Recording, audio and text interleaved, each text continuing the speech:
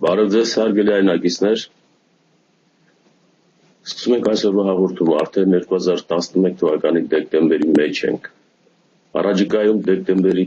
16-ին երեկոյան ժամը 7-ին մի կարևոր հանդիպում կա Գրենդերի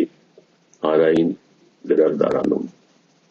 Հանդիպումը մի գրքի մասին է, որը գրել է Արթուր Արմինը։ 1 տարի առաջ խոսակցություն եղավ ազգային գաղափարախոսության վերաբերյալ, եւ Արթուր Արմինը շարադրեց այս գաղափարախոսության վերաբերյալ այն մտորումները, որոնք այսօր օդի եւ ջրի նման անհրաժեշտ են մեզ, որովհետեւ երկրագնդի վրա կատարում են հսկայաքայլ փոփոխություններ, քաղաքական, տնտեսական, որտեղ ազգային ինքնուրույնության կամ գաղափարաբանության խնդիրները առավել կարևոր են դառնում, քան թե, ասենք, երկրի պաշտպանությունը, տանկերի գոյությունը, հրթիռների առկայությունը, որովհետև մենք տեսնում ենք, որ այսօր մեր մաշկի վրա զգում ենք, որ պետության ինքնությունը կամ գոյությունը, տեսակի առկայությունը, տևողությունը, կյանքը պարզապես կապված է նրա ինքնության պահպանման հետ, որը կոչվում է գաղափարախոսություն կամ գաղափարաբանություն։ Արևի լեռան տիեզերական գաղափարաբանությունը, որը գրել է Արթուր Արմինը, այս գիրքը կամ այս գրքի մասին այսօր մեր հաղորդումը կլինի։ Ես նրան հրավիրել եմ մեր լույս աշխարհի հեռուստա կամրջի վրա եւ կմիանա իմանա։ Ողջույն Արթուր, գծի վրա եք արդեն։ Ես որոշ բաներ ասեցի։ Վաղուց աշխարհի հեռուստադիտողներին չէի։ Շատ վաղուց, ես չեմ ուզում ասել ինչքան երկար, բայց շատ վաղուց։ Վերջապես զբաղված եք այդ գործի վրա, գիտեիք, որ հոկտեմբեր ամսին ներկայացվեց գիրքը Երևանում, երիտասարդները ստացան այն ինչի անհրաժեշտությունը կար։ Ես պարզապես կուզենայի, որ հեռուստադիտողներին ներկայացնենք այս գրքի մասին որոշ բաներ, ստեղծումը, դրդապատճառները, ինչի համար այս բանը գնաց։ Երիտասարդների հետ ձեր հանդիպման ընթացքում ինչպես ընդունեք այս գիրքը համալսարանում, ես արդեն հայտարարեցի, որ դեկտեմբերի 16-ին երեկոյան ժամը 7-ին Գլենդելում պետք է հանդիպում տեղ ունենա հանրության հետ եւ այս գիրքը ներկայացվի նաեւ Լոս Անջելեսյան ընթերցողին։ Հիմա այս բոլոր ծանրությունը ձեր վրա է, ձեր համար մեծ ծանր աշխատանք է այդ բոլորը ներկայացնել այնպես, որ ես համբերությամբ կլսեմ, մենք բոլորս կլսենք, թե ինչ է լինելու, ոնց է լինելու, բայց սկսենք այն կետից, որը որ շատ անհապեր սպասում եմ, գիտեք ինչ, թե Հայաստանի երիտասարդությունը, համալսարանականները ոնց դիմավորեցին այս գրքի ծնունդը, ինչ էր կատարվում Հայաստանում այդ ընթացքում, որ դուք գիրքն էիք ներկայացնում, եւ մանրամասներ բոլորին կհետաքրքրի, համեցեք։ Շնորհակալություն Ստեփան, իսկապես ինձ շատ հուզեց առաջին հարցը, որ շատ ճիշտ հարց տվեցիք, որ եկեք սկսենք դրանից եւ խոսենք, թե ինչպիսի ուրեմն երիտասարդություն մենք այսօր Հայաստանում, ասեմ, որ փայլուն երիտասարդություն ունենք։ Ի տարբերություն մեր սերնդի, որ վիճակագրական առումով կաղապարված հոմո սովետիկում, այսպես ասած, բան ունի իր մեջ, իհարկե բոլորի մասին չի խոսքը, բայց այս նոր երիտասարդության մեջ ահռելի չափով ազատագրված ինչ կա հասկանալու, իմանալու, հետո ի տարբերություն մեզ, ինչպես հայտնի է Ստեփան ջան, ամբողջ աշխարհի լրատվությունը տեխնիկայի զարգացման հետ կապված եւ այդ երկաթյա պատերի չլինելու հետ կապված մի քանի տարբեր լեզուներով, ինտերնետի միջոցով եւ այլն, ուրեմն հասանելի է Հայաստանի երիտասարդությանը։ Եվ ամենահետաքրքիրը, ուրեմն ես ունեցա մի քանի դասախոսություններ, գլխավորը տեղի ունեցավ համալսարանում, բայց երիտասարդական մի քանի կազմակերպություններ հրավերներ արեցին եւ տարբեր դալիճներում կամ սրահներում նմանապես ելույթներ ունեցա եւ ինձ ամենահետաքրքիրը ճիշտն ասած նույն այդ շրջանային կոչված թաղամասում, հա, համալսարանի սերտ շենքի կողքը գտնվող երիտասարդական պալատում տեղ ունեցած ճիշտն ասած իմ դասախոսություններ, որտեղ Ստեփան ես այնքան հոգնած վիճակի մեջ էի, ստացվել էր, դες կարոտ, բան, հազար ընկեր, ծանոթ եւ այլ, ասես խանված վիճակում մտածում եմ ինչ պիտի խոսեմ։ Բայց այս երեխեքը դեռ սկսելուց առաջ 3-ից 5 րոպեում իրանց հայացքները այնպիսի մի էներգիա տվեցին, որ սկսել էր առաջի 5 րոպեից հետո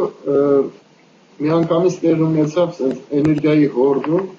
եւ տեղ ունեցավ մի հիասքանչ կոնտակտ, հա, համակցում այդ ջայլության հետ։ Հետո ես հարցրեցի փաստորեն ինչ է ստացվում, ամբողջ սրահը լիքներ եւ տարբեր բուհերից ուսանողներ, ավարտածներ հավաքվել են եւ բոլորին հետաքրքրում է այդ թեման իհարկե։ Եվ ես ասեմ շատ լիցքավորվեցի այս անգամ Հայաստան գնալով եւ վերադառնալով զգացի, որ մեծ փոփոխություններ տեղի ունեցել Հայաստանում, հատկապես երիտասարդ ծերունի հետ կապված մի փայլուն երիտասարդություն ունենք, որոնք ազգային են, որոնք հասկանում են եւ միայն դու հասցրու տալ այն ինֆորմացիան, որ ասենք թե մենք մեր կյանքի բարեբախտաբար թե դժբախտաբար պատահարների առումներով գտնվել ենք եւ օտարափերում եւ ունենք կենսափորձ դրսի եւ ունենք կենսափորձ ներսի, այդ կենսափորձներից եզրակացություն անելով արդեն տեսական, հա, փիլիսոփայական ձևակերպումների հետ կապված, նաեւ կյանքային օրինակների վրա, երբ որ տալիս ես երիտասարդին ինքը իր կյանքի համար արդեն ուղղություն եւ ինչու ինչպես այս հարցերի պատասխանները օգնում են, եւ մենք պարտավոր ենք, ասում եմ, մեր սերունդը այդ պարտք ունի, փոխանցման պարտք ունի մեր հաջորդ սերունդին, որտեղ ի վերջո մեր հայրենիքի, մեր բնօրյանի, մեր հայկական պետության վաղվա օրը հենց մեր երիտասարդություն հետ է կապվում։ Այսինքն, եւ ես ուրախ եմ ու նորից կրկնեմ, որ ես հուսավորվեցի, Ստեփան։ Հիմա, եթե այդտեղից ենք սկսել երիտասարդության հետ կապված, եւ դուք շատ ճիշտ տեղին ասեցիք, որ փաստորեն շատ վաղուց մենք այսօր տեսնում ենք արաբական աշխարհում ինչ է տեղի ունենում, ուրեմն շատ վաղուց այսպես կոչված արտաքին զորք, տանկ, ինքնաթիռ, հա, բանակ, որպեսզի մյուս պետությունը գրավելու համար դրանք հին միջոցներ են։ Նույն ես ասեցի համալսարանում երեխաներին։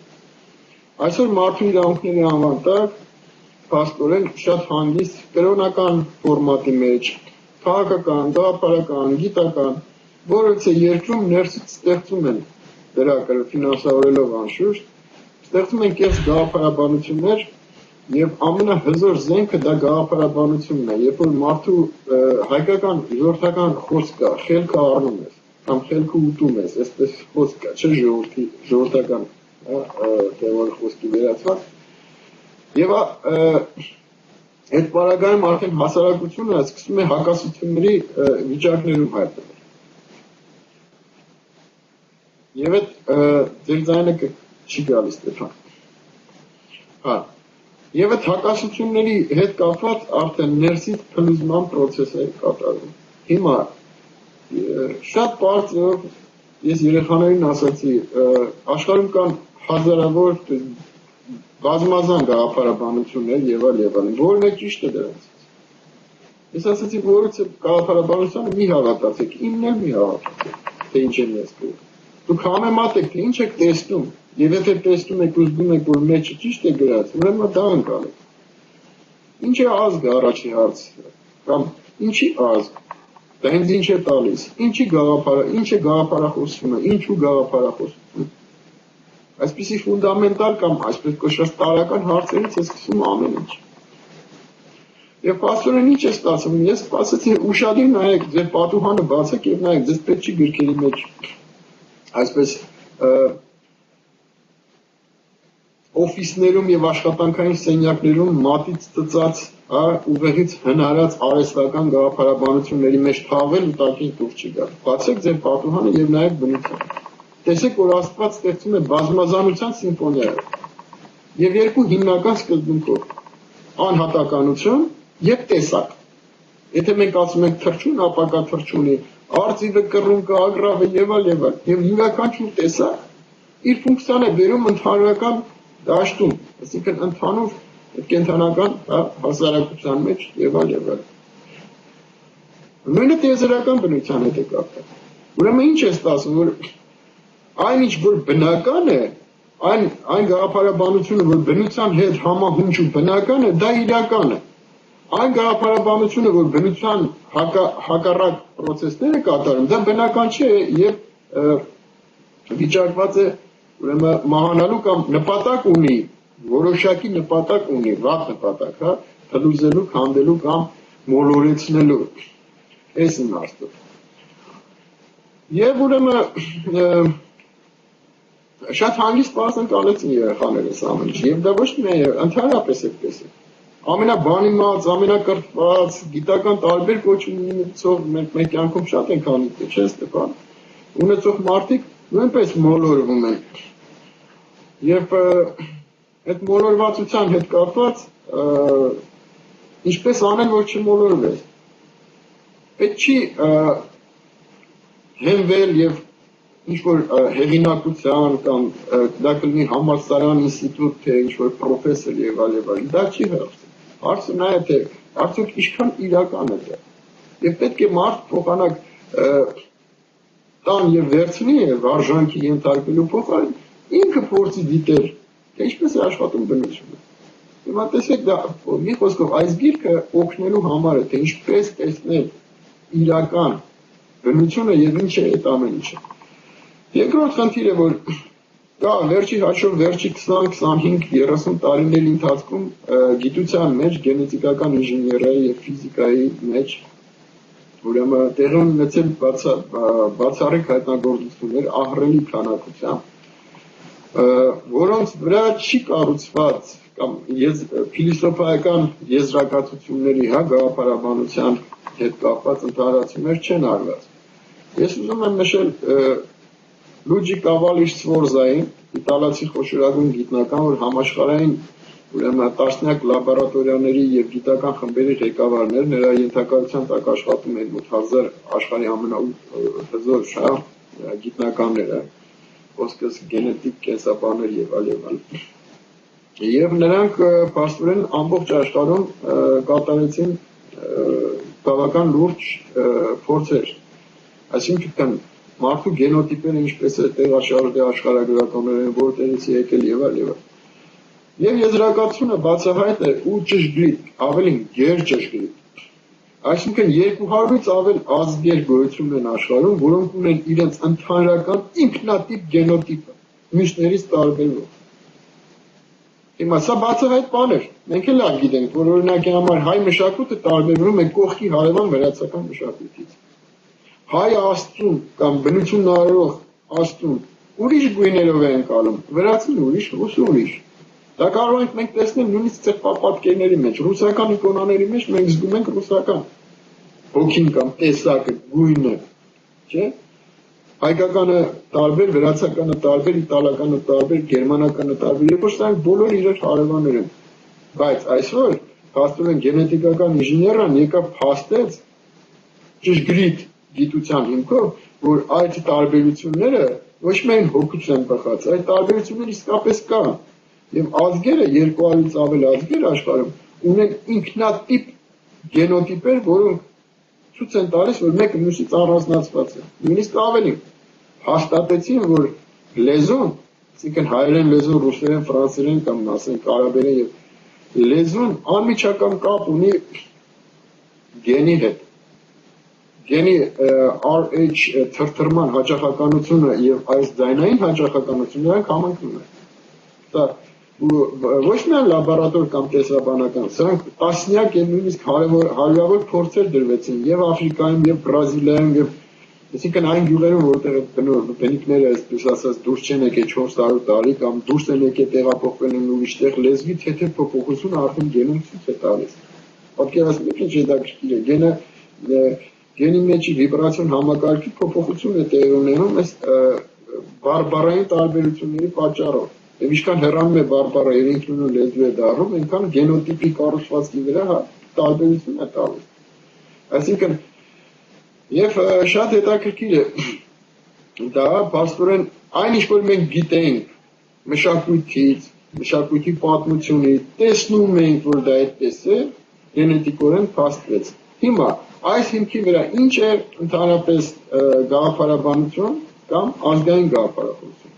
Նախ եւ առաջ որևէ ազգային հասարակության միշտ որևէ ազգային պետության մեջ կամ հենց թեկուզ Ֆրանսիա կամ Անգլիա կամ Գերմանիա մեծամասնությունը այդ հասարակության կազմում են գերմանացիներ, ասենք Գերմանիայում գերմանացիներ։ Չէ՞։ Հիմա որևէ պետության հասարակության ընդհանրական բարոյահոգևոր նկարագրից բխած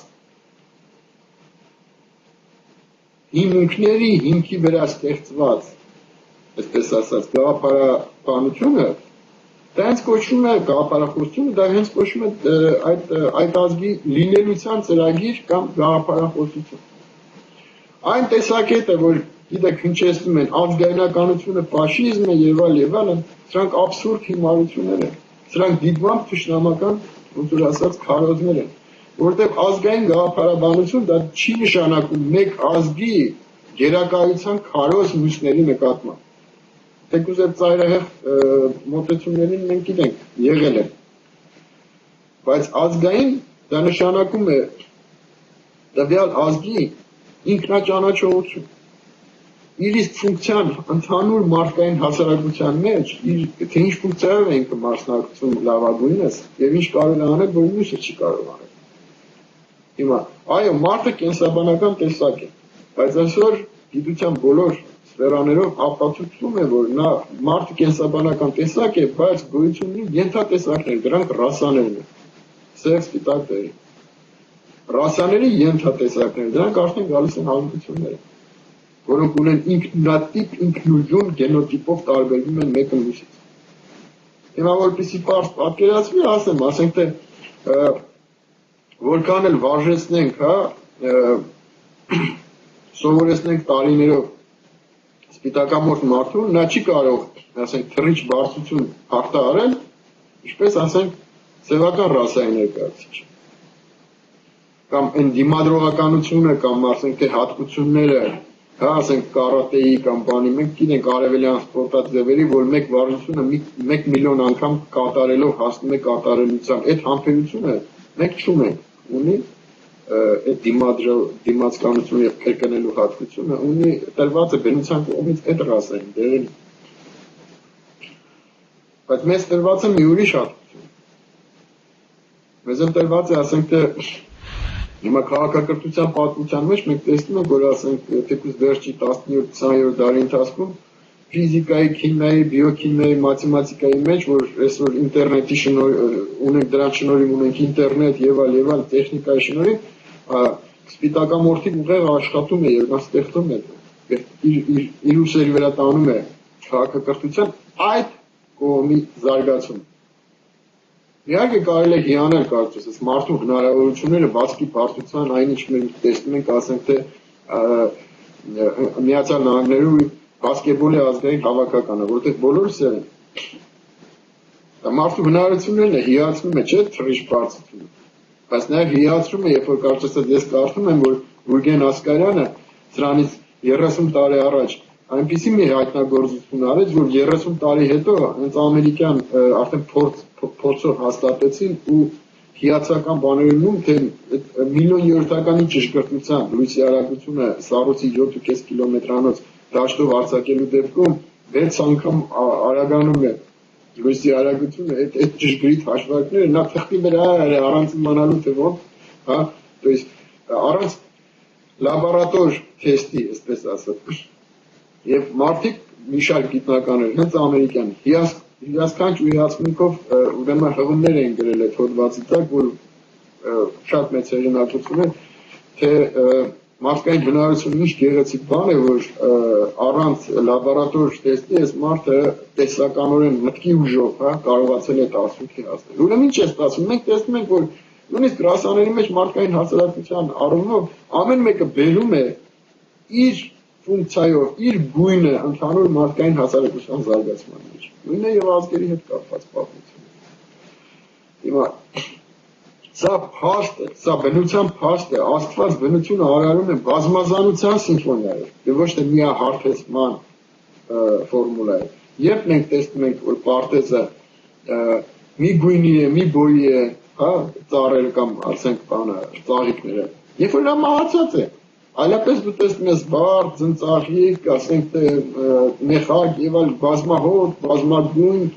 բազմաբղետ, եւ պարտեզի գեղեցկությունը հենց դրանում է, որտեղ ամեն մեկը իր գույնն է բերում եւ ընդհանրական պարտեզի զարգացման ու կայացման լինելության խնդիրն է գեղեցիկ։ Այնց տենց էլ բնություն է, տիեզերական բնություն է աշխատում։ Իսկ երբ որ ստեղծում են պրոլետարական ուրեմն ինտերնացիոնալիզմի կեղծ գաղափարաբանություն, երբ որ ստեղծվում է կրոնապետական համընդհանուր համահարթեցման գաղափարաբանություններ, երբ որ ստեղծվում է գլոբալիզացիոն գաղափարաբանություն, համահարթեցման միտումով, որ առկա է, այսինքն ոչնչացնել այդ տեսակները եւ կառավարելու, վերահսկելու համար ստեղծել մեկ միագույն գորշ միասեռ այսպես կասած համաշխարհային հասարակություն, որ մենք սպանում ենք այդ տեսակը եւ նա չի կարող շարունակել իր գոյությունը։ Այդպիսի գաղափարաբանությունները հակադրված են բնության օրինաչափություններին, բնության օրենքների օրինաչափություններին։ Սա է ելակետը, թե ինչու ազգ եւ ինչու ազգային գաղափարաբանություն։ Հիմա գանք մեր Հայաստանին, մեր բնորանին, որ մեր եւ սրտի հույզն է եւ սրտի ցավն է եւ այլն։ Փաստորեն ինչ է ստացվում, ծերլի Ստեփան, քրիստոնեական գաղափարաբանությունից հետո ուրեմն Օսմանյան կայսրության այդ լծիտակ, այդ պարտադրանքի, այդ բանի տակ։ Դրանից հետո պրոլետարա բոլշևիկյան գաղափարախոսություն։ Իսկ հիմա էլ փաստորեն այդ գլոբալիզացիոն գաղափարաբանությունն է։ Մեզ թույլ չեն տվել երբեք, որ մտածենք, թե ինչու համար մենք պետք է հետևենք մի բանի, որ մեր ընդհանրական բարոյահոգեվոր նկարագրից չի բխում։ Մենք անհատական ազգ ենք, այդ պրոլետարական գլոբալիստական կոլեկտիվային հոտային այսպես ասած նկարագիրը անհարիր է մեզ, մեր հետ չի բռնում։ Եվ ինչ է ստացվում, այդ պարագայում մեջ տեղ է ունենում հետընթաց։ Եվ միշտ չեն ուզում թողնել, որպեսզի դու հասկանաս, որ ազգային գաղափարաբանությունը դա բառացիորեն ծրագիր է, լավ ապրելու համար։ Այսօր հայության 70% դրսում է։ Երբ որ ես Երևանում ասեցի սիրելի ժողովուրդ, դրսում երջանկություն չկար, ես դրսից եմ գալիս 20 տարի անց, մի ահռելի ծափարություններ սկսվեց։ Իսկապես դրսում երջանկություն չկա, իսկ ինչու չկա։ Որտեղ կռունկը իր երամի մեջ է կռում։ Արծիվը իր երամի մեջ է արծիվ։ Առյուծը իր կամ վագը յուրաքանչյուր կենդանի ունի իր տարածքը։ Նույնիսկ երբ որ չվում է, ասենք թռչունների, անպայման վերադառնում է։ Սա բնության օրենքն է, ճիշտ է, նույնն էլ մեր հետ է կատարում։ Հիմա երբ որ մենք, այսպես ասած, մեր հավի մեջից, մեր միջավայրից ալմատախիլ ենք արվում, մեր հողից, այսպես ասած, եւ փորձվում ենք պատվաստվել տարբեր հողերում, մենք մեր հոգեբանությամբ միշտ մեզ զգում ենք հյուրանոցում ապրող մարդու հոգեվիճակով։ Ավելին, մեր երեխաները ավելի վատ են դա տանում։ Անշուշտ ծոռը կամ թոռը, այսպես ասած, արդեն կմերվի կոչնչանա կգնա։ Բայց չէ որ երկրում մնալ, պայքարել եւ ստեղծել քո երկիրը ազգային գաղափարաբանության հիմքով դա երջանկության խնդիր է։ Այսինքն ազգային գաղափարաբանությունը ոչ թե մտքից ծնված, հայ պաթետիկ ինչ-որ բանի մասին է։ Ոչ, Դա լինելության խնդիրն է, լինելության ծրագիրն է եւ երջանկության հարցերից։ Ահա թե ինչ ազգային գաղափարաբանություն։ Եվ մյուս բանը, մենք հայությունը այսօր ամբողջ աշխարհում ունի ամեն ինչ եւ չունի պլյուս նշանը, որ այդ ամեն ինչը ու բոլոր հավաքվեն մի ստրուկտուրայի մեջ ու գնան ակետից բեկետը։ Ինչու՞։ Եվ որը կարող է լինել այդ գումարման նշանը։ Այդ բացակայող ազգային գաղափարաբանությունը, որ կլինի ազգային ծրագիր ի վերջո։ Այս գումարման նշանը դրա համար չկա։ Մենք միշտ բողոքում ենք, ինչու ամեն մեկը առանձին սենսնեց ընդհանուր, որովհետև գաղափարաբանությունը չկա ընդհանրական։ Չեն մտածում, այսինքն կա։ Նժդեհը տվել է, Ասատերյանը, հիմա ասենք թե արձական գիտության զարգացման հետ կապված ես եմ բաներ, խնդիրը նա է, որ դա չի դառնում մեզ համար, մեզ բոլորիս համար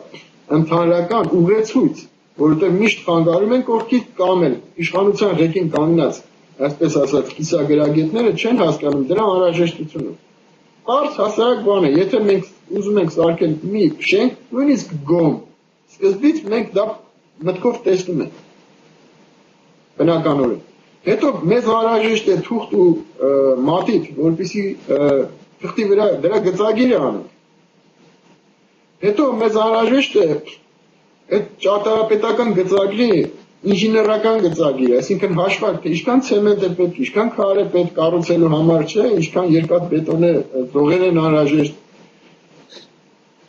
Եվ որից հետո նոր մենք կկառուցենք բարեհաջող ձևով կառուցենք այդ շենքը։ Նույնն է, ոչ մի որևիցե տարբերություն չկա։ Ազգային գաղափարախոսության պետություն կառուցելու, հզոր պետություն ունենալու, երջանիկ ապրելու համար, որպեսզի այսպես աշխարհով մեկ չթափառենք ու օտար տեղից հաց բերենք ներս կամ ուղարկենք ներս կամ գնանք եւ դառնանք դոնոր ուրիշ ազգերի մեջ եւ գենետիկորեն եւ մտքով եւ այլն։ Եվս մի օրինակ ասեմ, Ստեփան ջան, հետո խոսքը տամ քեզ։ Հիմա նայեք 20-րդ դարում եթե մենք թղթի վրա Ստեփան ջան գնենք այս փոքրիկ մեր ժողովրդին, մեր հոգսը մեր ժողովուրդն է, բայց այս գիրքը գրել եմ ընդհանրապես, այս նույն գիրքը կարող է ֆրանսիացին, անգլիացին, գերմանացին վերցնել եւ նույն իր համար ներկայացնել։ Այսինքն սա ընդհանրապես բնության մեջ ազգային տեսակի գաղափարաբանությունն է, որովհետեւ բնությունը բազմազանության ազգերի, բազմազան ազգերի բնության այդ հարմոնիայի մասին, հա, ֆիլիսոփայական, այսպես ասած, գրվածք է գիրք։ Բայց մեզ հիմա քանի որ մեր ցավը մեր հայրենիքն է, մեր պետությունն է, մենք դրա մասին չենք կանգնում։ Փաստորեն ինչ է ստացվում 20-րդ դարում մենք առնվազն 50-60 համաշխարհային հանճարեղ գիտնականներ ենք տվել, չէ՞, ֆիզիկա, ինժեներիայի եւ այլ ասպարեզներում, որոնք հզորացնել են սովետական կայսրությունը, եվրոպական երկրները, ամերիկյան կայսրությունը եւ այլ, չէ՞, վերջի 20-րդ հարյուրում, 20-րդ դարում։ Նույնը պոեզիա, նույնը մշակույթը, նույնը ռազմական գործ եւ այլ։ Ինչ է ստացվում։ Մենք խնդիր չունենք ստեղծագործելու։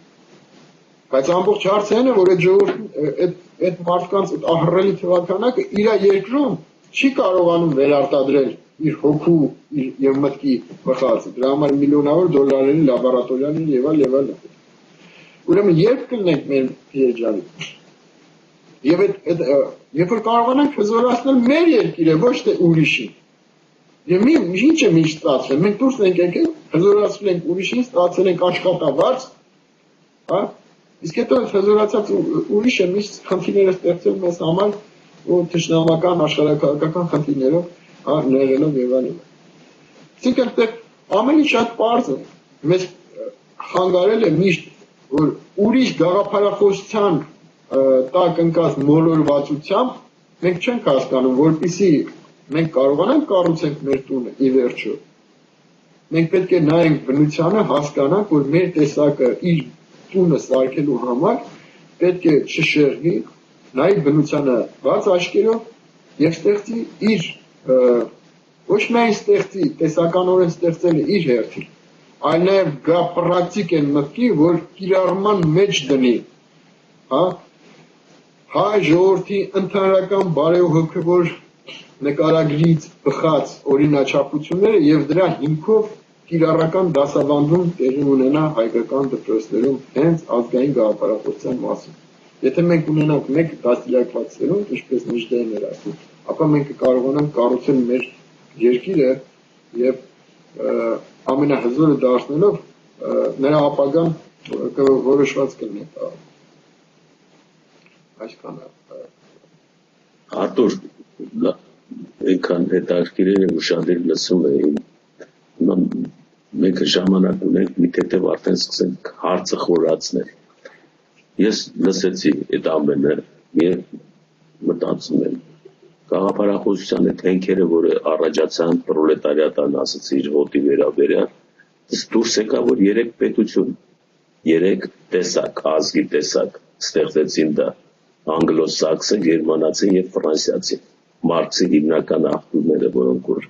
քաղաքատնտեսությունը, փիլիսոփայությունը եւ ուտոպիան կապեցին իր երազանքը։ Հիմա այս 3 ազգերը, որոնք որ գաղափարախոսություն տվեցին հետագային 200 տարի արդեն մոտենում է դրան ու բոլորը գնում են դրա հետևից։ Հիմա մենք գտնում ենք կապիտալիզմի թնջուկի մեջ, ճիշտ է, դրանից առաջ սոցիալիզմի գաղափարներ, կոմունիզմի եւ այլն, բայց հիմա այդ բոլորը խառնվեց իրար, ստեղծեց մի հատ դոնդողային վիճակ ու հայտնվում են ազգային ինքնությունների հարցը։ Բայց միաժամանակ կողքից վազում է հետևյալը։ Ասացիք, որ ձայնի, այբուբենի, հնչյունի, վիբրացիան դա գենի հետ պետք է համընչում կանոնի մեջ լինի։ Այս մեկ առաջի պայմանը, բայց միևնույն ժամանակ գալիս է կողքից համաշխարհային մի հատ մտածածին մարդու կողմից։ Եկեք sense մտածենք, այդ մարդիկ, որոնք մտածել են այդ երևույթը, մարդու համար են մտածել, մանավանդ որ ասացիք երջանկության զգացողության մասին։ Այսինքն մտածել են, որ մարդ իրան երջանիկ կլինի, կզգա, եթե ազատ է անսահմանափակ, չի կաշկանդված ազգային նկրտումներով եւ ավանդույթներով, այսպես ասենք, որտեղ առաջի պայմանը գլոբալիզացիայի հետևա ինչ որ ազգայինա մի կողմ գցի, բայց ինքը այդ ասելով մեզ տանում է հետևյալ, արի անգլոսաքսի հետևից, որը իշխող է արդեն այս գաղափարախոսության մեջ, անգլոսաքսը տանում է ամենը, իր լեզուն անգլերենն է, պիտի երկես, անգլերեն պիտի երկես, թե չէ քեզ ոչ մի փառատոնի ժամանակ, Եվրոտեսիլի ժամանակ ոչ ոք չի ոգեշնչում։ Ուրեմն դուրս է գալիս, որ այս մարդիկ, որոնք ստեղծել են այս իրենց գաղափարաբանությունը, որ ամբողջ երկրագունդը պիտի խոսի մի լեզվով, պիտի շարժվի այն դրույթներով, որ անգլոսաքսն է ստեղծել, դա կլինի հարսանիքից սկսած մինչև թաղումը դպրոցում, ոնց պիտի սովորեն, ինչ պիտի անել եւ այլն, ընտանիքի հարցերը ոնց պիտի ներկայացնեն, այս ամենը մտածածին է, ինչպես ասենք Մարքսը չկա, հիմա ինչ որ մարդիկ մտածել են գաղափարախոսության բաներ կան, չէ, անհատականություններ, որոնք այսպես տանենք երկրագունդը։ Նույնիսկ բանը հասավ այնտեղ, որ 1 միլիարդի գաղափարը հիմա շատ ազատ ասում են, շատացել ենք։ Մեր ծրագիրը վտանգի տակ է, միլիարդը պիտի մնացածը սա պիտի վերանան եւ պատերազմով չեն վերացնում։ Գենետիկական հարմարանքներ են ստեղծում, ծնելիությունն են գցում, ամուսնություններն են ուշացնում, ինչ ասես անում են, ու հանկարծ ազգը մեռնում է, այս ամենը նկատում ասեք, այսօր շատ արտահայտից ռուսների մոտ, սլավոնական ժողովուրդների մոտ, տեսակը քիչ-քիչ վերանում է, տարին տարվա վրա բնակչության թիվը պակասում է։ Ուրեմն ռուսները գտնում են այս վիճակում, նրանք պիտի հակադրվեն անգլոսաքսի հետ։ Չինաստանն է առաջինը, տնտեսության քաղաքատնտեսությունը վերցրել իր վրա եւ քաղաքատնտեսության բոլոր հիմունքները նա ազգային սկզբունքներից ելնելով իր պարտադրումը ասում եմ տեսեք ես քաղաքատնտեսության նոր տեսակ եմ չինական գաղափարախոսությամբ, այսպես ասեմ։ Եվ այս ամենը խառնում է մեր հարցը։ Ընդհանուր առմամբ 10 միլիոն ենք, երկրի բնակչությունը մի ամիս առաջ էր դարձավ 7 միլիարդ։ 10 միլիոնի մեջ 7 միլիարդ։ Բայց այս գիրքը, որը գրել եք, ասեք տեսակի, եւ այդ բառը, որը ասում է տիեզերական, այսինքն սկսած ատոմի միջուկից նյութի սկսված մինչև մեջն եք, այսինքն օրենքը, ոչ թե անգլոսաքսի դրած օրենքն է, այլ տիեզերքի դրած օրենքն է։ Մենք գնանք գլոբալիզացիան էլ տիեզերական օրենք է։ Հիմա ասեմ։ Այո։ Միշտ կա գլոբալիզացիա եւ լոկալիզացիա ֆիզիկայի մեջ։ Դու այդ մասնագիտությունը քեզ քաշ հայտնի է։ Միշտ կա, ասենք, թեզ եւ անտիթեզ։ Միշտ կա հոսանքի պլյուսը եւ մինուսը, սա բնության մեջ բան է։ Այո։ Ես այս գրքում մի հատ հետաքրքիր բան եմ ասել, միթե գլոբալիզացիան նոր բան է, չէ՞ որ Բելը առաջի գլոբալիստն էր 10,000 տարի կամ 30 տարի։ Եվ ով սպանեց այդ կենտրոնը։ Հայկը։ Իսկ սպանելուց հետո հայկը ինչու չուզեց դառնա այդ համար արդեն որ սպանել էր ամբողջ աշխարհը գրպանն էր, չէ՞։ Բայց ինքը միայն իր պետության մեջ քաշվեց, ասես գնացած մնացածը ձեր առանձին ապրեք։ Որովհետև սպանում է այդ մահաբեր վիշապին, չէ՞ որ Բելը համահարթեցման process էր կատարում եւ բնությունը տեսակին ուժեղացնելու համար նրա դեմ ստեղծել է հակոտնյա գաղափարը, մահվան գաղափարը, համահարթեցման գլոբալիստական գաղափարը, որը անհիշելի ժամանակներից մենք գիտենք, դա Բել հասկացողության տակ։ Եվ ինչու է հայկը որպես հերոս նրան սպանում եւ միայն հենց հայկն է կարողանում սպանել։ Որտեղ սա այն հերոսն է, որ ինտելեկտուալ այն բարձունքին է հասած եւ բնությունը այնպես է ընկալում, որ հասկանում է, որ իրան պետք չի համաշխարհային իշխանություն։ Դա մահն է։ Իրան պետք է իր ազատությունը, իր տեսակի զարգացումը եւ ամեն մեկը կունենա իր զարգացումը, իսկ ընդհանրական պարտեզի զարգացման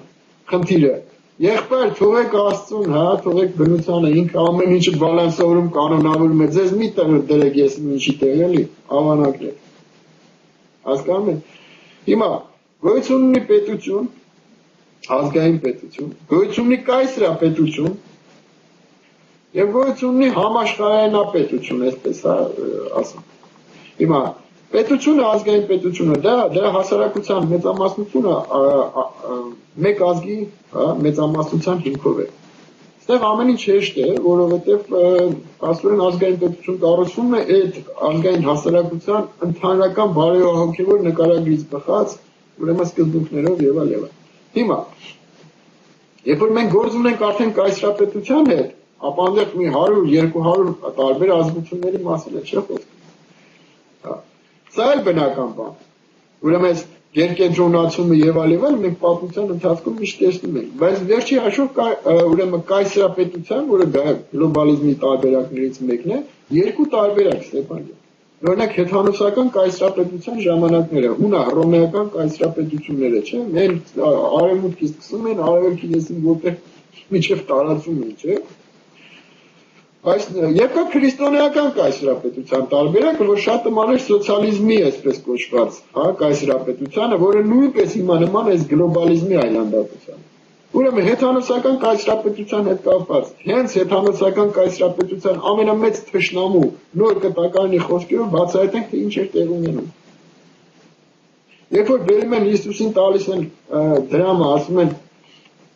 հիմա մենք հարկ տանք, ասում են ում էր ես նա բերեն։ Ասում են կայսրի, ասում են դե կայսրին է կայսրը տվել։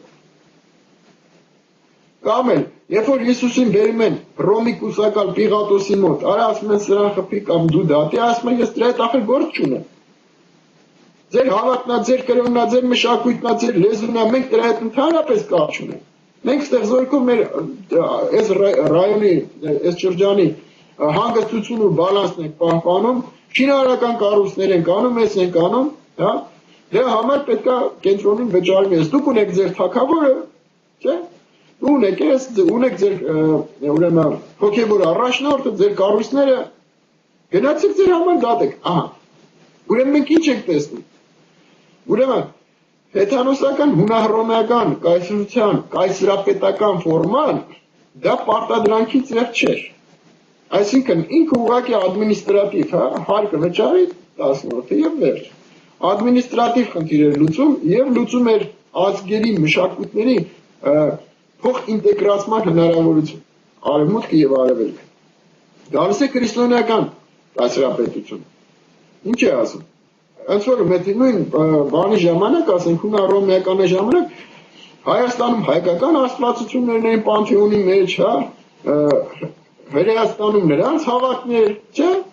Ոչ մեկն չէ կարող մեր գործերի մեջ։ Հավատքի, լեզվի, մշակույթի լիակատար ազատություն է։ Ոչ մի պարտադան։ Մեկը գալիս է քրիստոնեական կայսրապետության ժամանակ, չէ՞, որտեղ ասում է աշխարհը կլոր չի, տափակ է։ Սա բոլոր աստվածները կարծես դևեր են, դրանք չկան, կամ միայն սա, եթե հանկարծ արքե ասում ես, չէ, ապա քեզ մորթում են, ամբողջ ժողովրդին ու պետությանն են վերացնում, ճիշտ է։ Ճիշտ է։ Սա է ճիշտը, սա է դոգմատիկ, մենք գնացինք արդեն ամենաբռնի դոգմատիկ կայսրապետական ձևի։ Նույնը կար նաև սովետական, սոցիալիստական այս գաղափարաբանության մեջ։ Լենինը հանճար է, դու կասկածում ես, արի ստեղ էլ է։ Ուրեմն դու զրկվում ես աշխատանքից, պաշտոնից եւ այլ։ Սա ես կոչվում է բռնապետական, քոչվորահոտային տարբերակ կարող եմ ասել, չխորանամ տեղել բաժանումներ կան։ Ուրեմն մենք ունենք կայսրապետության երկու տարբերակ։ Եվ երբ որ հիմա ասենք ասենք, որևէ կայսրապետություն Ստեփան ջան կառուցված է ազգային հասարակությունների կիրպիչներից, ու քարերից, ճիշտ է։ Հիմա եթե այդ քարերին շատ ես նեղում, այդ քարերը քեզնից փախնելու են։ Ոչ միայն փախնելու են, այլ արտաքին երկրորդ կայսրապետության կողմն են գնալու, որ ես քո պատը քանդվի, որտեղ իրաց լավ չես նայում, դրեն շատ բերես դրեն։ Ընդ որում հետաքրքիր բան է բնությունը, ամբողջ համաշխարհային պատմությունը, որ մենք նայում ենք, տեսնում ենք երբեք չի եղել մեկ կայսրապետություն, միշտ եղել է երկրորդ կամ երրորդը։ Այսինքն բնությունը միշտ ստեղծել է երկու հակասություններ իրար դեմ։ Հիմա, այսօր պատահական չի չինական կայսրապետությունը կա, բանի, ասենք անգլոսաքսերի դեմ եւ այլ։ Բնությունը միշտ, երբ որ մի բան անում է, դրա հակոտնյա ստեղծում է։ Եվ միշտ բնության օրենքներին հակառակ գնացող, օրինաչափություններին հակառակ գնացող գաղափարաբանությունը իրանց թվում է թե պետք է հասնեն։ Ինքը իր մեջ արդեն պայթուցիկ ունի, որը ինքը իրան սպանելու է։ Տարական բան, վերցնենք գերմանական հիտլերիզմը կամ ֆաշիզմ կոչվածը։ Սա ի սկզբանե պարտության էր մայտնված հլդեր։ Մինչև 1939 թվականի սեպտեմբերի 1-ը։ Այսինքն մինչև համաշխարհային պատերազմի հայտարարումը ես ապացուցում եմ հիմա այլ ապա գրքի մեջ կա արդեն իրանք պարտված են ասեմ ինչու երբ որ Գերմանիայի այսպես ասած ենթակայության տակ նույնիսկ հունգարները, իտալացիները եւ այլ բոլորը արդեն հավաքվել են եւ նրա տիրապետության տակ պայքար պետք է մղային գերմանական գաղափարախոսության մեջ առանց թաքցնելու ասում էին ասված էր որ դուք երկրորդական ազգեր եք Գերմանացին վերադիր է ու ձեր հարցը պետք է մաքրվի դուք պետք է դառնաք գերմանացի բարձրագույն ռասայի աշխատողները ստրուկները հիմա նույն գերմանական բանակում մոտավորապես 150-250 չափ հունգարացի զինվորը Ստեփան իրան ոնց ազգալու դու արդեն քո գաղափարախոսության մեջ քո պարտությունը դրել ես կարելի ասել է սիրուն բառը հավանա իրական բառը ճիշտ է այսինքն ինքը արդեն մեջը պայթուցիկը դրել է իր գլխին պայթելու այդ կապը հիմա նույնը այսօրվա գլոբալիզացիան է այսօր որ դու տանում ես համահարթեցման տեսակների վերացման որ բնության մեջ այդ գեղեցկությունն է ընդհանրական այդ բազմազանության սիմֆոնիան է մի հարթեցումը բնության օրինաչափությունից դուրս է հա ապա արդյոք դու հաղթանակել ես չէ չի լինի Եվ միշտ այս ազգերը, որոնք կայսրապետությունների կամ համաշխարհայնապետությունների, այսպես ասած, քարերն են, որոնցից կազմված է այդ բուրգը, երբ որ դու դրան շատ ես նեղում ու արդեն համը հանում ես, ինքը այդ քարերը իրանք են ուշադրությամբ նայեք միշտ բոլոր ժամանակներում կայսրապետությունները փլվել են ոչ թե դրսից, այլ փլվել են ներսից։ Հենց այդ ազգային հասարակությունների շնորհիվ իսկ եթե իրանք իրաց լավ են զգում, ապա չեն ուզում փլեն, խնդիր չկա, դրանք չես կարող հեղափոխության բան անել։ Արտուր, բայց սենց ասեք։ Ուղղակի ուզում ասեմ, յուրաքանչյուր հարց, երբ որ մտնում ես դետալների մեջ, պատասխանը կա։ Եվ յուրաքանչյուր ժամանակավոր ինչ-որ պրոցես թեթև հաղթանակի կամ որոշակի ինչ-որ փուլում հաջողության, դա դեռ չի նշանակում, թե նրանք հաջողվել են։ Ընդհանրապես չեն հաջողելու, որովհետև այն, ինչ հակադրված է բնության մեջ օրինաչափությանը, ինքը դատապարտված է։ Այսինքն դուրս է գալիս հետաքրքիր բաներ եք խոսում։ Ես լսում եմ մտքիս մեջ եմ պատտվում այդ ինչ որ դու ասում ես։ Այսինքն ժողովուրդները, ասենք պետությունները կամ պարտադրված գաղափարախոսության զոհերը կամ ինչ որ արդյունքի հասած ժամանակավոր հաղթածները քանդվում են մի հատ բառ պետք է ասեմ չզարմանա ձանձրույթից հետաքրքիրը գիտեք ինչ է որ սկզբից մտան ասեցին որ բնությունը տիեզերքը իր բազմաբնույթ լինելու մեջ է այսինքն արարիչը չի բռնել ու մի տեսակ արել այդպես ինչպես հիմա բանի լեզվով խոսանք կիրառական լեզվով երբ որ մեկը տուն է սարքում չի բռնում ներսն ու դուրսը ամեն ինչը մի գույնի ներքում ինչքան էլ ներկը որակով լինի անպայման դիզայներ է գալիս եւ դիզայները սկսում է սենյակի մեջ ասել այս նկարը այս ֆրեյմով այս պատի վրա այս դետալը ասենք ինչ որ ծաղկամանա պետքա լինի այստեղ աթոռը պետքա լինի այս գույնի եւ ու ստեղծում է մի հատ կիրառական մտահոգություն то есть մի երևույթ որտեղ մարդը այն քո ասած իրան երջանիկ ազգում անհասկանալի պատճառով թե չէ ուզում է պալատը լի ուզում է աշխարհը լի ուզում է տիեզերքը լի ուզում է քո հագուստը լի Այս սիրելի Ստեփան, կա թե երբ են կայսրապետությունները վերանում, երբ են ազգերը մեռնում, ազգը մեռնում է միայն այն ժամանակ, երբ որ հեռանում է իր էությունից։ Այսինքն, եթե դուք առյուծի ձագիկ բերեք պահեք ձեր տանը ու վարժանցնեք ինչպես փիսիկ, այդ առյուծը իր էությունը առյուծային ջունգլի մեջ, բնության մեջ կորցնում է, հետո տանենք այս առյուծին բաց թողենք ջունգլի, արդեն մեծացած, այս առյուծը այնտեղ մի շաբաթից կսատկի, չի կարողանում գոյատել։ Ինքը կորցրել է իր էությունից, բնության կողմից իր մեջ տրված առյուծային էությունը կամ բագրային կամ մեստեկուս մի ուրիշ կենթանի տարբերություն չկա, երբ որ նա կորցնում է դաստիարակության շնորհիվ, այդ կեղծ գաղափարաբանության շնորհիվ, ապա նա բնության մեջ, վայրի բնության մեջ ինքը իր էությունից հեռանալով ինքը կորցնում է իր տեսակ ու մեռնում է։ Այդ ոնց ինչպես են մեռնում ազգերը։ Հիմա կամ կայսրապետությունների հետ կապված կամ պետությունների հետ կապված։ Ուրեմն երբ որ տվյալ պետության կամ կայսրապետության հասարակության մեծամասնության բարոյահոգևոր նկարագրից բխած ուրեմն սահմանադրությունը դա կարելի կրոնական հավատամք ոչ մի տարբերություն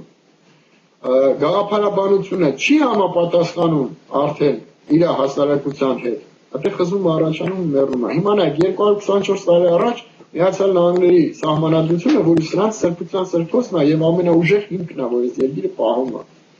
ուրեմն նա այն ժամանակ գրված էր անգլոսաքս իռլանդացի գերմանացի այսպես ասած այս երկրների հիմքով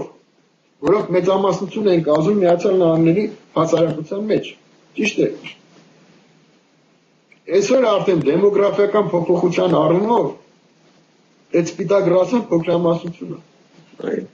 ու այսօր արդեն քանդվում է որտեղ այս գրածի հետ բարոյահոգևոր նկարագիրն է այդտեղ եւ շատ հոյակապ ու հանճարեղ գործ է սահմանադրությունը Միացյալ Նահանգների Այդ ամեն օր ոտնահարվում է այսօր ու այն պաշտպան չկա մեծամասնությունը չի պաշտպանում սահմանադրությունը որտեղ մեծամասնությունը արդեն Միացյալ Նահանգների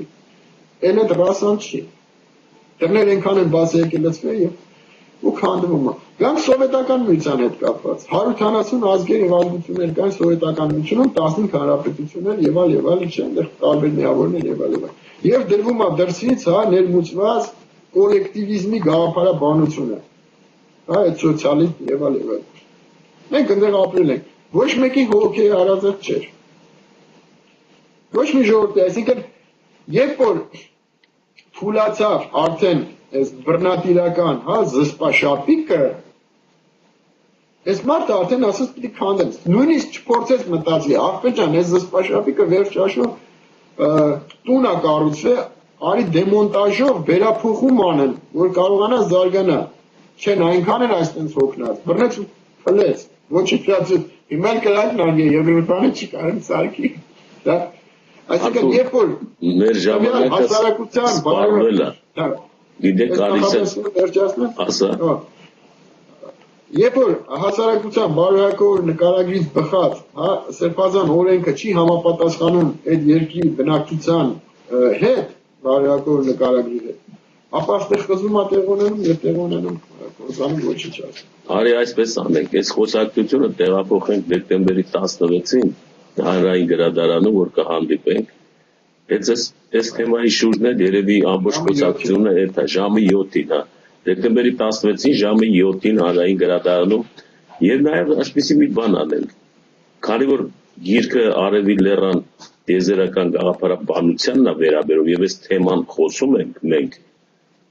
ներկաներին էլ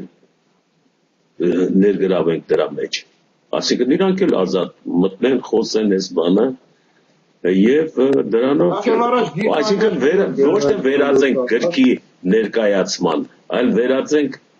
հանրության հետ հանդիպման այս թեմայի շուրջ այտենց անենք էլի այտենց ավելի լավ է ուրեմն դեկտեմբերի 10 մարդիկ կարող են ձեռք բերել գիրքը հենց նույն դահլիճում